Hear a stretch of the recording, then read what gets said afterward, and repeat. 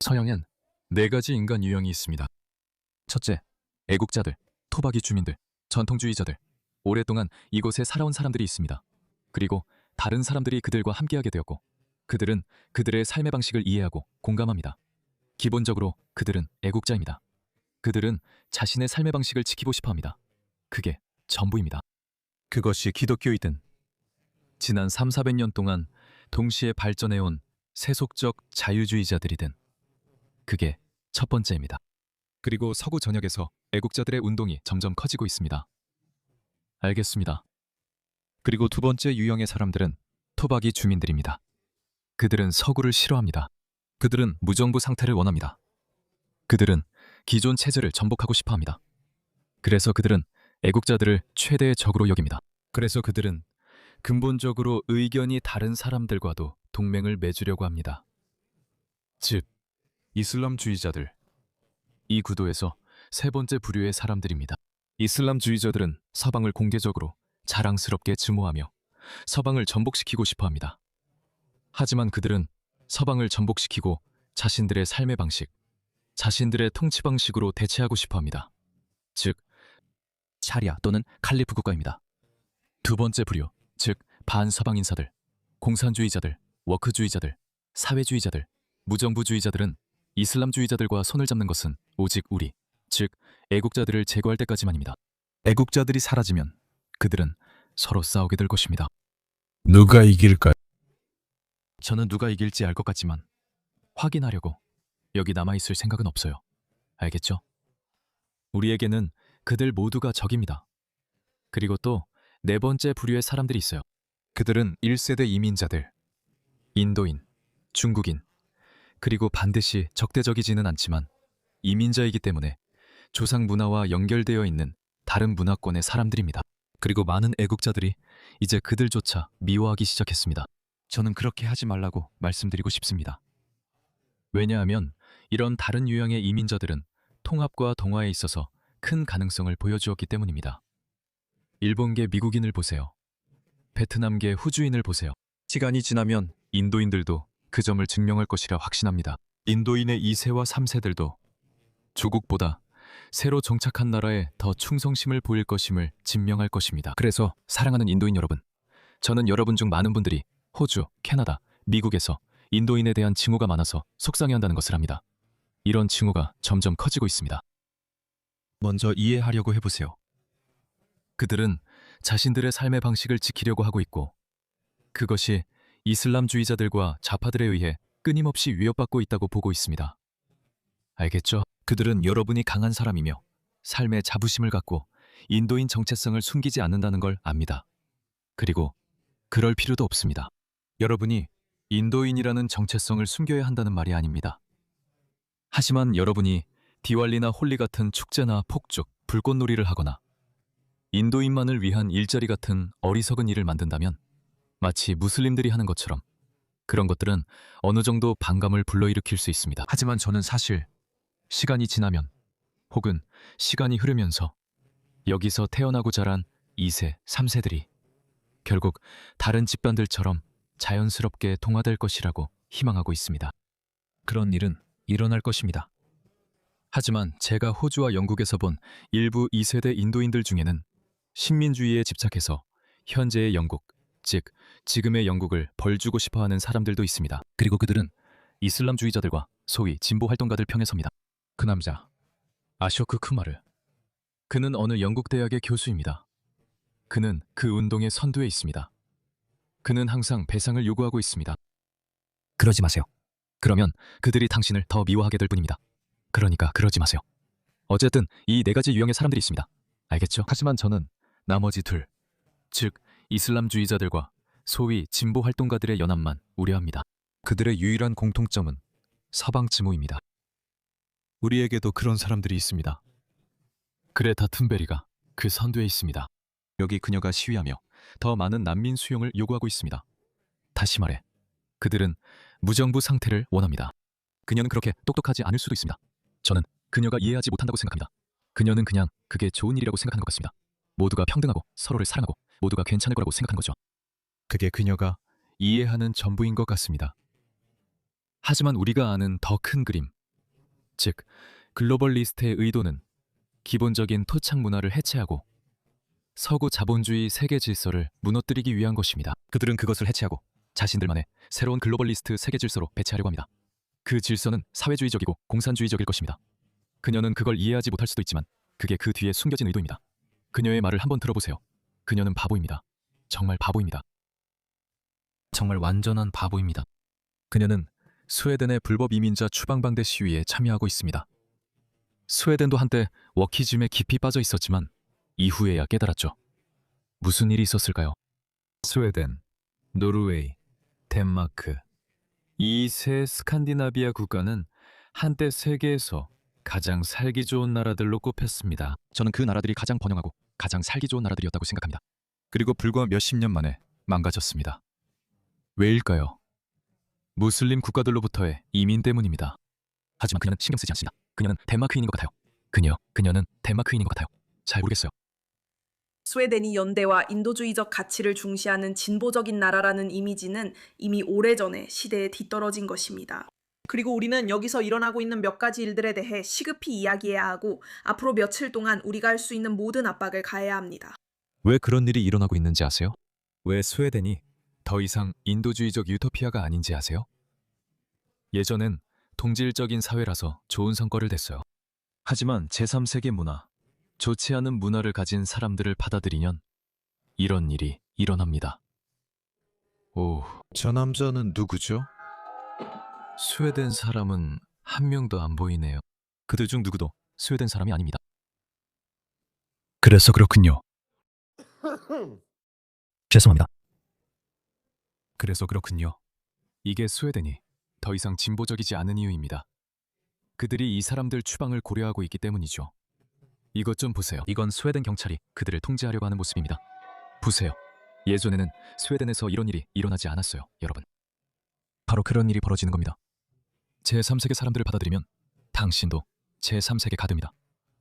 하지만 이 미친 여자는 그걸 이해 못하고 스웨덴이 더 이상 진보적이지 않다고 말합니다. 스웨덴에서는 어릴 때 이곳에 와서 여기서 자라고 평생을 이곳에서 살아온 사람들은 그렇지 않아요.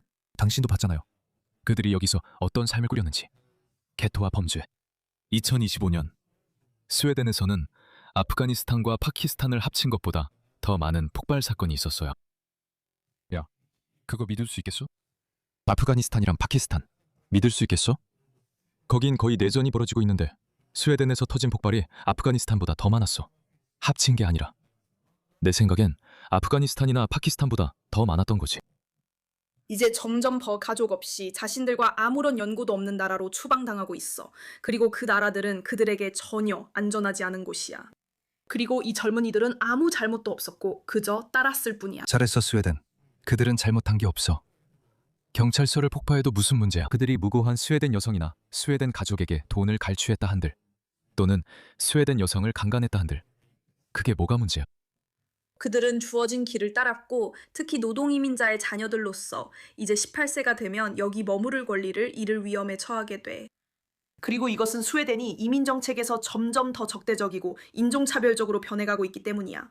전 세계 많은 다른 지역들처럼 말이야. 스웨덴 정부는 추방을 쉽게 하려고 탈레반과도 협상 중이야. 이는 한 예일 뿐이야. 그리고 이런 비인도적인 그게 뭐가 문제야. 너는 탈레반, 이슬람주의자, 무슬림을 좋아하잖아. 이 사람들은 뭐가 문제야? 10대 추방은 스웨덴에서 많은 분노를 불러일으켰고 그럴 만도 해서 그 분노가 너무 커서 정부가 일부 추방을 중단할 수밖에 없었어요. 이걸 잘 보세요. 스웨덴이 어떻게 이렇게 됐는지 설명드릴게요. 누가 추방됐나요? 이 스웨덴을 보세요.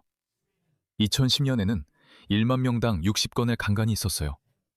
그 수치가 계속해서 올라가고 있죠. 지금 자라고 있는 외국 문화 출신의 젊은 남성들. 그게 지금 일어나고 있는 일입니다. 이런 깨어있는 진보 여성들이 난민을 환영한다고 하는데 개방된 국경정책? 뭐 이런 얘기들 말이죠. 이 사람들이 피해자가 되었을 때도 여전히 굳건하게 자기 신념을 지킬 수 있을지 모르겠네요. 저는 잘 모르겠습니다. 저는 누구에게도 나쁜 일이 일어나길 바라지는 않습니다. 하지만 아주 강한 신념을 가진 사람들은 인생에서 어떤 경험을 겪어봐야 한다고 생각합니다. 하지만 문제는 전혀 해결되지 않았습니다. 앞으로 며칠 안에 스웨덴 정부가 이에 대한 제안을 발표할 예정입니다. 그리고 여전히 많은 사람들이 뒤처지고 가족과 이곳에서의 삶을 떠나 고국으로 돌아가야 할 위험이 큽니다. 톰 홀만이 말했습니다. 우리는 가족을 떼어놓는 게 아니라 범죄자를 추방하는 것입니다. 가족들이 함께 가기를 원한다면 그들도 함께 갈 수 있습니다. 물론이죠. 왜 함께 갈 수 없겠습니까?